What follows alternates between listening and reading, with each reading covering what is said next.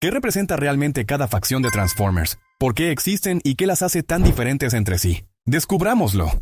Autobots. Para empezar, hablemos de la facción más famosa de Transformers, los Autobots. Al fin y al cabo, cuando alguien piensa en esta franquicia, lo primero que suele venirle a la mente es Optimus Prime y su equipo. Pero hay un detalle sobre su origen que muy poca gente conoce. Aunque no lo parezca, los Autobots no nacieron como un gran ejército. En realidad eran trabajadores, obreros y civiles que formaban parte de las clases más humildes de Cybertron. Mientras tanto, la élite militar acabaría convirtiéndose en los Decepticons. En otras palabras, los Autobots surgieron como un grupo de personas comunes que decidió enfrentarse a un sistema injusto. Y hay otra curiosidad bastante interesante. Ese símbolo rojo que todos llevan en el pecho no apareció por casualidad. La teoría más aceptada dice que está inspirado en el rostro de un Autobot clásico, normalmente Prowl, aunque algunas versiones también lo relacionan con el propio Optimus Prime. Otra característica muy llamativa son sus modos alternos. La mayoría se transforma en coches, camiones, ambulancias y otros vehículos terrestres, y eso tampoco es una coincidencia. Toda la filosofía de los Autobots gira en torno a proteger la vida y defender la libertad de cada individuo.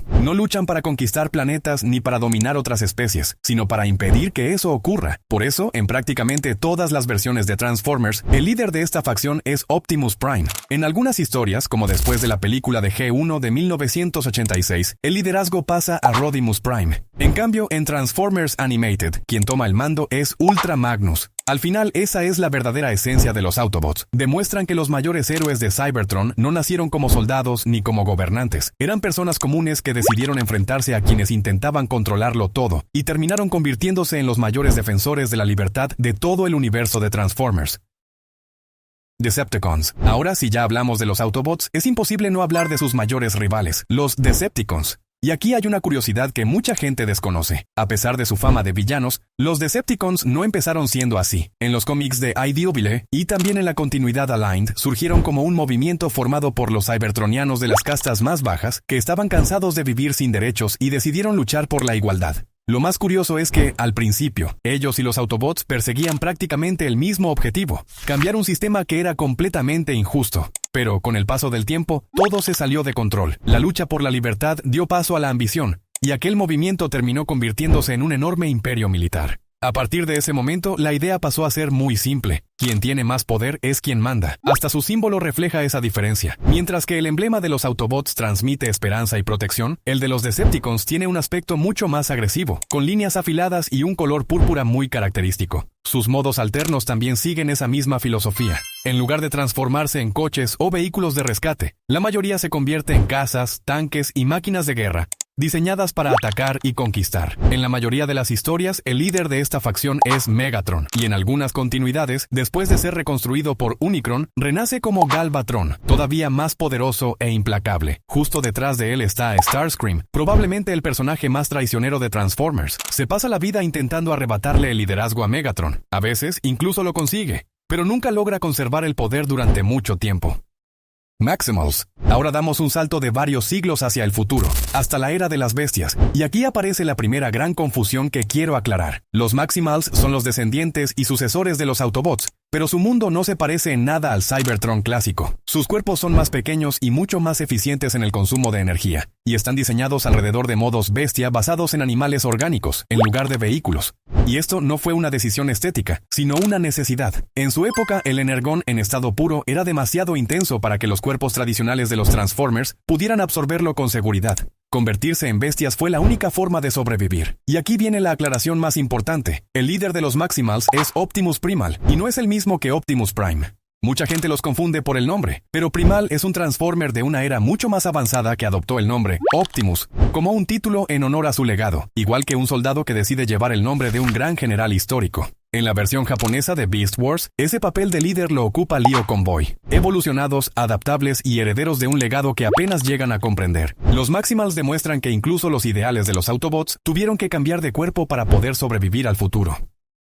Predacons. Si los Maximals heredaron los valores de los Autobots, el siguiente grupo heredó los métodos de los Decepticons. Y aquí aparece otra confusión clásica que vale la pena aclarar. Los Predacons de la era de las bestias son los descendientes de los Decepticons, y viven en el mismo futuro que los Maximals. Pero mientras los Maximals heredaron sus principios, los Predacons heredaron la traición, las conspiraciones y la manipulación a largo plazo, en lugar del enfrentamiento directo. Sus modos bestia fueron elegidos con un propósito: depredadores como raptores, arañas, escorpiones y cazadores de emboscada. Su líder es Megatron de Beast Wars, y su mayor obsesión es el disco dorado, un artefacto que contiene datos y coordenadas que pretende utilizar para reescribir por completo la historia de Cybertron. Detrás de él, el Consejo Tripredacus mueve los hilos políticos desde las sombras, y ahora presta mucha atención a esta parte, porque es una de las confusiones más famosas de toda la franquicia. Existe otro equipo completamente diferente de la continuidad G1, que también se llama Predacons. Razor Claw, Rampage y otros 3 guerreros que se combinan para formar a Predaking. Tienen el mismo nombre, pero pertenecen a otra época y a otra continuidad. No comparten absolutamente nada, salvo la etiqueta de Predacons. Así que, si alguna vez alguien menciona a los Predacons, lo primero que deberías preguntar es, ¿los del futuro o los de G1? Traicioneros, depredadores y víctimas de un nombre duplicado, los Predacons de la Era de las Bestias demuestran que los métodos de los Decepticons sobrevivieron mucho más allá de la existencia de los propios Decepticons. Dinobots. Ahora volvemos al lado de los Autobots para hablar de la subfacción más rebelde y querida de toda la franquicia. Los Dinobots son un subgrupo de los Autobots definido por 2 cosas: sus modos alternos de dinosaurio y su absoluto desprecio por la autoridad. La formación clásica está compuesta por Grimlock como Tyrannosaurus, Slag, más tarde renombrado Slug, como Triceratops, Sludge como un saurópodo de cuello largo, Snarl como Stegosaurus y Swoop como pterosaurio. Golpean más fuerte que casi cualquier otra unidad Autobot y constantemente desafían el liderazgo de Optimus. Lo siguen, sí, pero nunca sin protestar. Su origen cambia según la continuidad, y eso es lo más interesante. En la serie G1 fueron construidos en la Tierra. En los cómics de IDW son antiguos soldados cibertronianos, y en las películas de Michael Bay fueron creados como armas experimentales para el campo de batalla. En G1 hablaban de forma muy simple, casi entrecortada, pero las versiones más modernas empezaron a retratarlos como guerreros orgullosos y complejos, y no como simples brutos sin inteligencia, poderosos, rebeldes y demasiado orgullosos como para obedecer órdenes sin cuestionarlas. Los Dinobots demuestran que, a veces, la mayor fuerza de un ejército proviene precisamente de quienes se niegan a seguir órdenes ciegamente. Seekers. Del lado de los Decepticons existe un equivalente a los equipos de élite de los Autobots, y domina algo que los Dinobots nunca lograron conquistar: el cielo. Los Seekers son la Fuerza Aérea Decepticon, cazas construidos a partir del mismo chasis básico y desplegados en escuadrones coordinados. Y aquí hay una curiosidad detrás de cámaras muy interesante. En la serie animada y en la línea original de juguetes de G1, los Seekers eran literalmente el mismo molde pintado con colores diferentes, una simple medida para ahorrar costos de producción. Pero la ficción tomó esa limitación y la convirtió en parte de su identidad, presentando a los Seekers como una unidad militar unificada en lugar de personajes completamente distintos. El trío principal está formado por Starscream, con sus colores rojo y blanco, Skywarp, en negro y púrpura, y Thundercracker en azul. Con el paso del tiempo, la franquicia amplió el concepto de los Seekers con escuadrones completos, como los Coneheads y los Rainmakers, transformando retroactivamente lo que antes era solo un cambio de pintura en una auténtica fuerza aérea Decepticon, con rangos, especialidades y una estructura militar propia. Lo que comenzó como un simple recorte de presupuesto terminó convirtiéndose en una de las organizaciones militares más icónicas de toda la franquicia. Uniformes, aéreos y nacidos de una sencilla decisión de ahorro en la fábrica, los Seekers demuestran que, a veces, la mayor limitación durante la producción termina convirtiéndose en una de las mejores ideas de todo el universo de Transformers.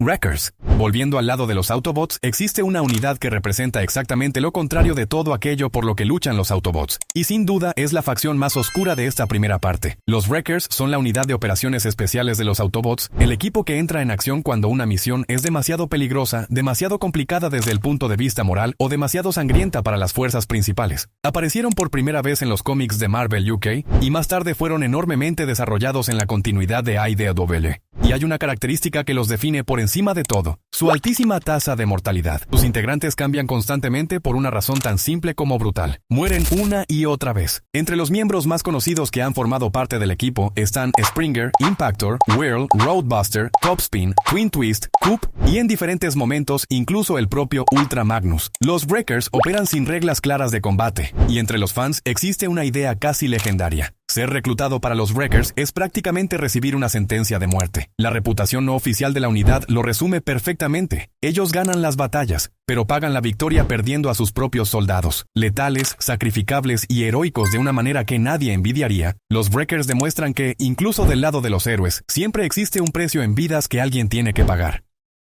Autobot Combiners. Y para cerrar esta parte 1, vamos a hablar del espectáculo más impresionante de toda la franquicia. Los robots que se unen para convertirse en un único robot gigante. Los equipos combinadores existen en ambos bandos de la guerra y funcionan como subfacciones completas, no como simples mejoras de poder. Del lado de los Autobots, los Aerial Bots se fusionan para formar a Superion, la respuesta directa a la superioridad aérea de los Decepticons. Los Protectobots se combinan para crear a Defensor, el gran escudo de la facción. Y los Technobots forman a Computron, especializado en inteligencia y precisión. Del lado de los Decepticons, los Constructicons, aquellos vehículos de construcción verdes y morados, se combinan para formar a Devastator, casi siempre considerado el primer combinador creado en la historia de Transformers. Los Stunticons forman a Menazor para dominar el combate terrestre, mientras que los Combaticons se unen para crear a Bruticus, normalmente descrito como un grupo de soldados renegados o exiliados que actúan fuera de la cadena de mando tradicional. Y aquí vuelve a aparecer otra de las grandes confusiones de la franquicia. Los Predacons de G1, liderados por Razorclaw, se combinan para formar a Predaking, y no tienen absolutamente ninguna relación con los Predacons de la era de las bestias que vimos hace un momento. Comparten el mismo nombre, pero pertenecen a universos completamente diferentes. Colosales, estratégicos y capaces de cambiar el rumbo de una batalla por sí solos, los equipos combinadores demuestran que, en Transformers, a veces la facción más poderosa es la que literalmente se une para convertirse en un solo guerrero.